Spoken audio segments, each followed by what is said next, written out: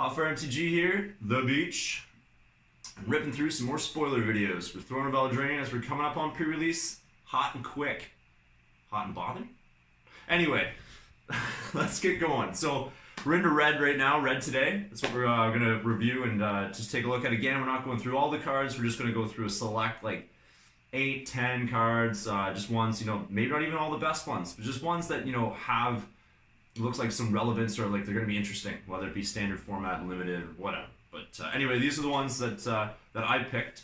So anyway, let's start off. Robber the Rich. So the red mythic that everybody's talking about. Mono red's obviously losing a lot of pieces come the rotation here, with Throne of Eldraine coming in a couple of weeks to standard. So Robber the Rich looks to be one of those cards that I think is going to fill those slots that Mono Red wanted to run.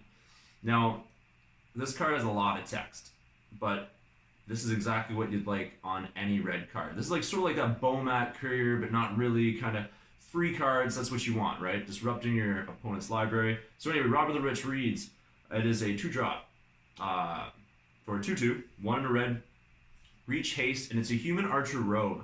Rogue creature type is important. So whenever Robber the Rich attacks, a defending player has more cards in hand than you, exile the top card of their library. During any turn that you attacked with a rogue, you may cast that card and you may spend mana as though it were mana of any color to cast that spell. Steal effects have always been good.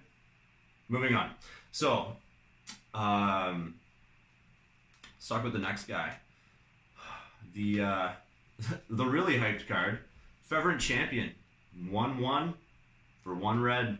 We got first strike and haste on this human knight, and whenever he attacks, another target knight gets +1/+0 until end of turn.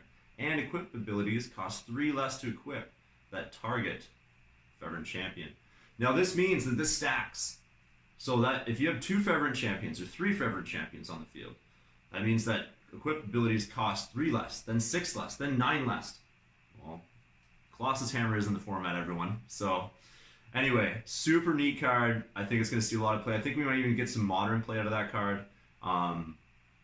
Anyway, we'll have to see what it does, but you're definitely going to see this thing all over standard.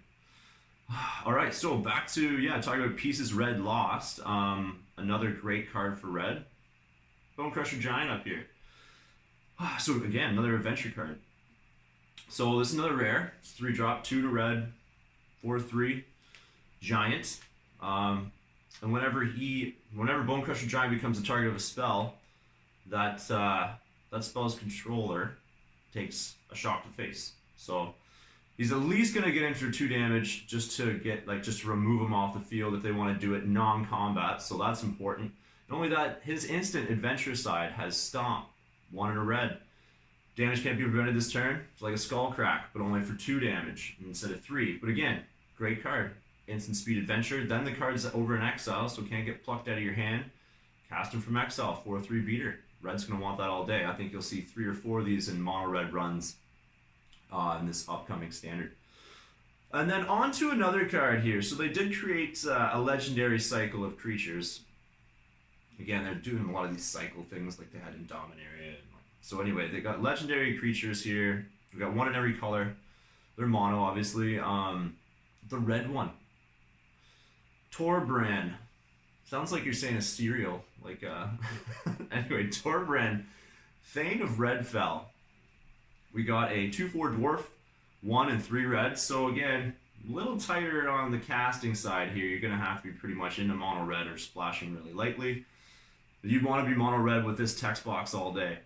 If a red source you control would deal damage to an opponent or a permanent an opponent controls, it deals that much damage +2.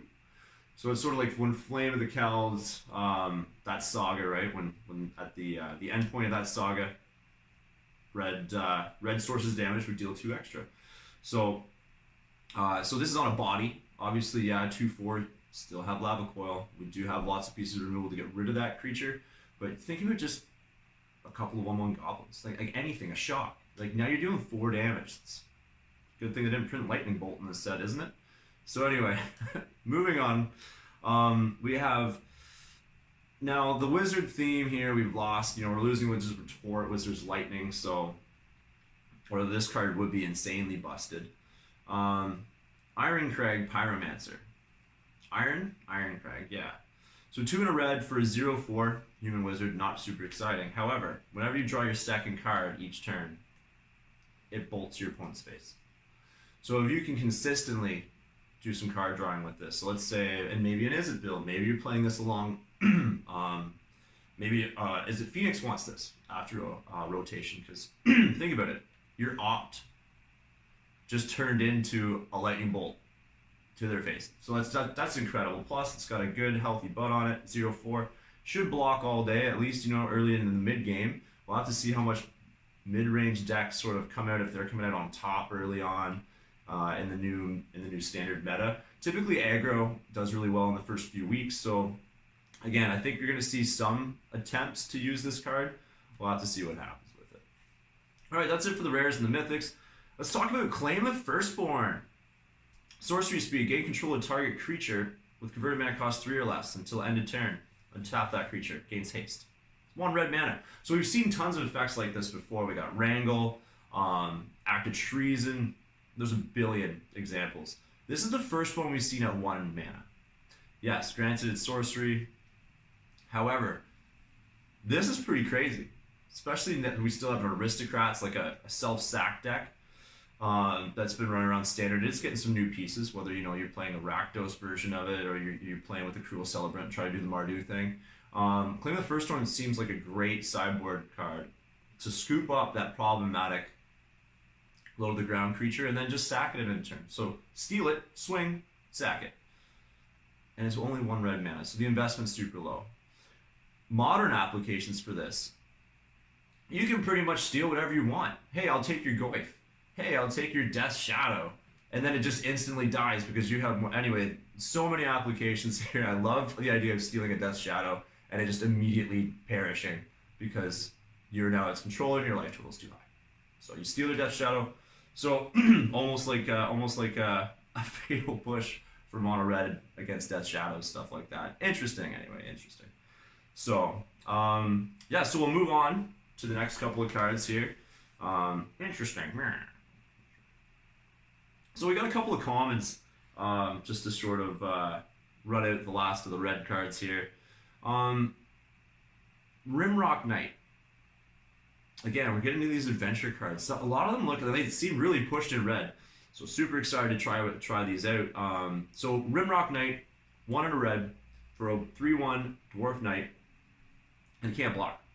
Just aggro card. Great card, 3/1. Now, however, Boulder Rush makes it way better. The fact that you have an instant attached to it, target creature gets +2/+0 until end of turn. That's just limited. This thing's going to be great. You get a couple of these in your deck, 2, 3. Maybe you're playing, especially in draft. You're just going to be really pressing the advantage early on. And with those little tricks up the sleeve too, I think it's just a well-rounded card. Especially for those aggressive red decks. Merchant of the Veil is the next common. So 2 and a red for a 2/3 human peasant, and you pay the exact same as his mana cost. 2 and a red. Discard a card and draw a card. Now, you don't have to tap him to do this. So you can do it multiple times in turn, anytime you want. It's not going to affect blocking, combat, whether it be your turn or their turn. But it's the first half that really Haggle is 1 red, instant speed, adventure card. You may discard a card. If you do, draw a card. So, we all know recently that Faithless Looting was banned. Now, I know Faithless Looting is draw 2, then discard 2. At 1 red mana, but at sorcery speed. However, Haggle is instant speed. So, I don't know, maybe you might be able to play around with this card a little in Modern. Like, I was thinking about for Skelementals. 8-ball, basically. I was like, oh damn, Faithless Looting's gone. What do I use? Stitcher Supplier? What do I use? Well, I think Merchant of the Veil might be okay. So we're gonna do some play testing with that on the modern side of things. But is it Phoenix and Standard? They want spells, and and card draw, discard, card selection. I think you're gonna see some play with Is it Phoenix or anything that's a spells matter deck. All right, so yeah. Lastly, to round out the red cards, so we're gonna be kind of chit-chatting. Scorching Dragonfire. Now this thing's really not exciting, but I just want to bring it in here for a couple of points. So 1 and a red, Scorching Dragon Fire deals 3 damage to target creature planeswalker. If that creature planeswalker would die this turn, exile it instead.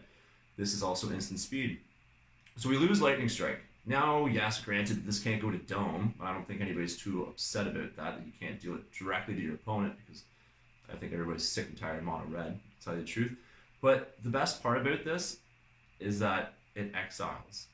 So I know Lava Coil, but it's just, that's a sorcery speed for 2 mana, but it's 4 damage.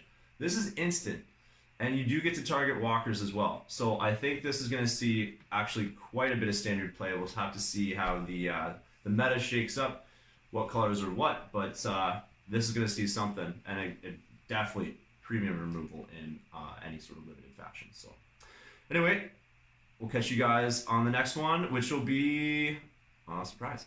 Bye.